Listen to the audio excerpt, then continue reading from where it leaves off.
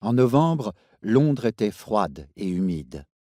La veille, un lourd amoncellement de nuages s'était installé au-dessus de la ville et ne montrait aucun signe de vouloir s'en aller.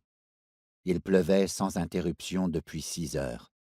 Au départ, c'était le même crachin d'un froid glacial qui frappait souvent la ville à cette période de l'année. Mais il s'était très vite intensifié pour se muer en un déluge qui tambourinait au toit des immeubles, frappait aux carreaux et chuintait en s'écrasant sur le bitume. Les eaux de ruissellement lavaient les gouttières et bouillonnaient dans les canalisations submergées qui débordaient déjà. Le caporal-chef Alex Hicks avait vu les prévisions météo. Ce temps-là allait durer toute la semaine. Hicks se trouvait sur le toit d'une bijouterie qui faisait le coin entre Green Lanes et Humphreyville Road. C'était un immeuble de 3 étages. Hicks avait accédé au toit en escaladant un escalier de secours rongé par la rouille qui supportait tout juste son poids.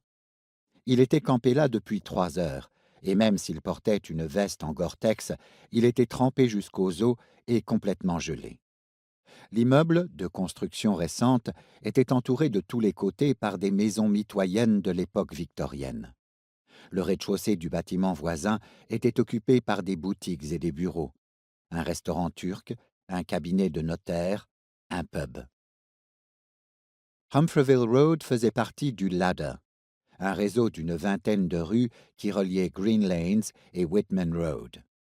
Le quartier devenait résidentiel une fois que l'on avançait d'une quinzaine de mètres, avec 2 rangées de logements mitoyens destinés à des familles aisées qui ne pouvaient néanmoins se permettre les biens plus luxueux de Finsbury Park ou d'Islington.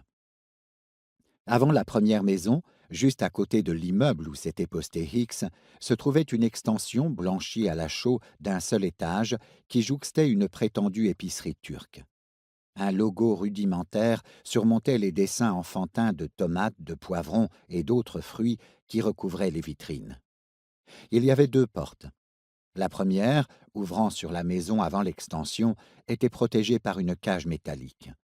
La seconde, au bout de l'extension, était fabriquée dans un bloc massif d'acier de 7,5 cm d'épaisseur et placée en retrait dans un recoin qui empêchait de voir à l'intérieur, à moins que l'observateur ne se tienne dans l'alignement. L'oreillette de Hicks bourdonna, et il entendit la voix de Joseph Gillen sur la fréquence de la troupe. « Ouvrez les yeux, les gars, on est à 2 minutes d'ici. » Gillen et Rafe Conley avaient suivi la cible dans des véhicules différents, après qu'elle avait quitté sa propriété plus tôt dans la soirée. L'homme s'était arrêté dans un café dans le quartier de Dalston pour dîner. Autour d'une assiette de foie de mouton, il s'était entretenu avec 2 de ses lieutenants les plus haut placés.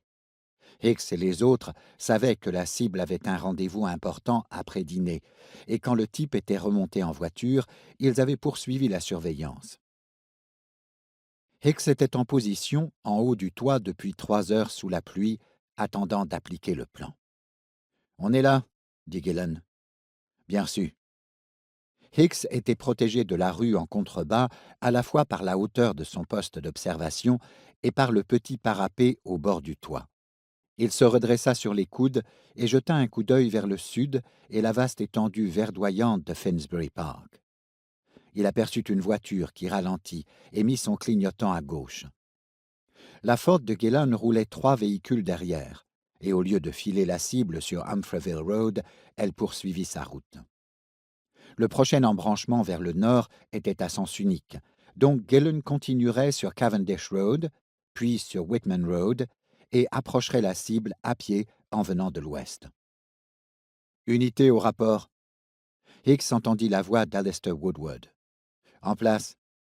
Ici Gillen, je fais le tour.